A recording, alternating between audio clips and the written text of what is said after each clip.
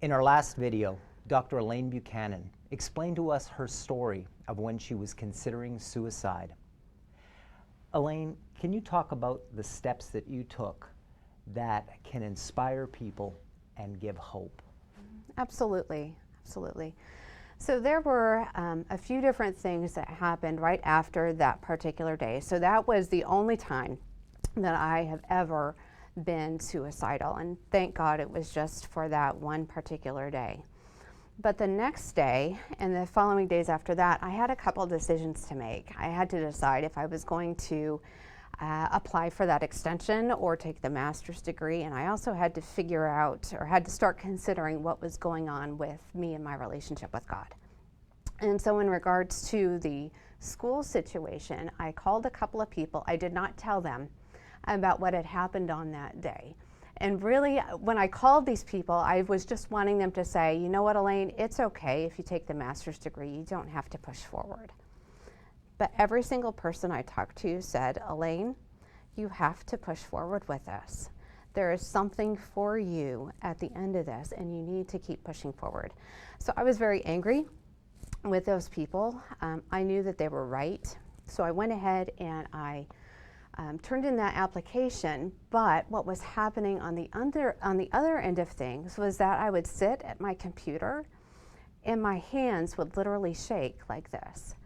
And sometimes I would just stare at the screen for hours, and I was having flashbacks of those 3 hours almost consistently for a long period of time, so much so that I had difficulty doing anything at my computer. And when you're at the dissertation stage and when you're teaching, which I was, and when you're getting ready to write sermons like I was, you need your computer.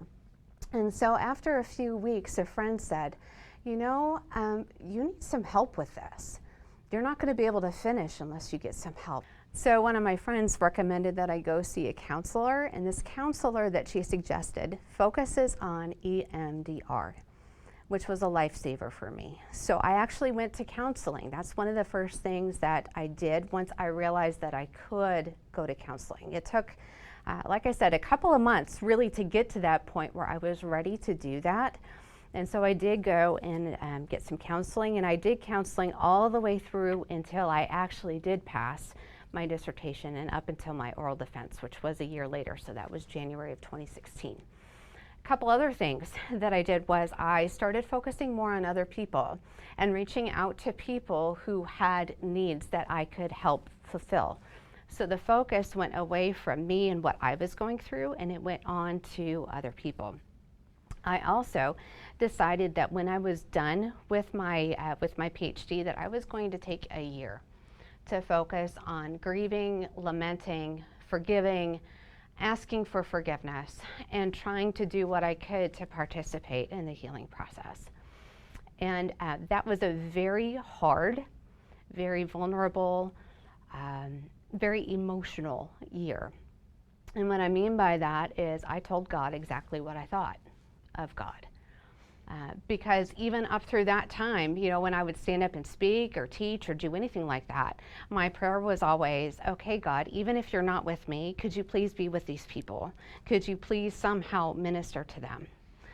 And sure enough, God would do that, but God was still not present with me. And so during that year, I addressed that, and I expressed my anger, borderline hatred towards God, and expressed exactly what I thought about everything that had happened.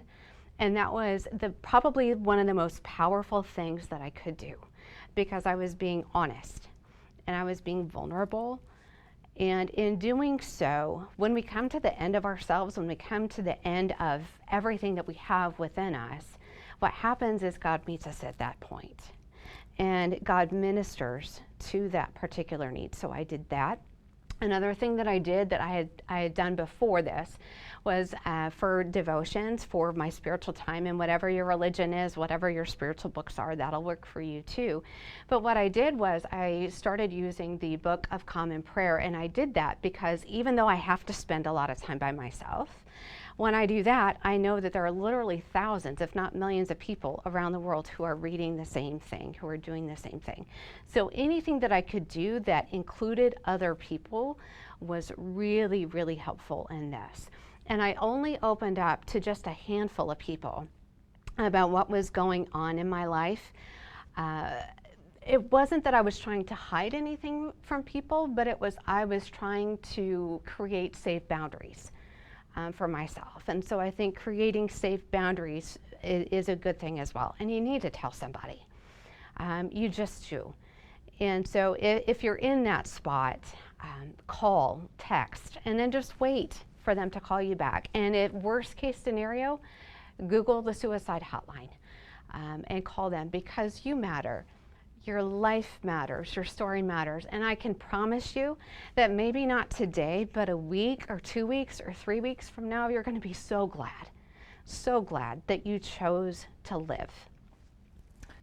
Alaine, thanks for sharing your story and the steps that you took to help in your road to recovery. Right now, there are people watching. Our audience out there is watching. And if you are thinking about suicide, or you are contemplating suicide, or you have a friend that is thinking of suicide, I want you to know that there is help. There are contact numbers and information at the end of this video that you can call, and there is someone on the other side who is waiting to hear you and to give hope.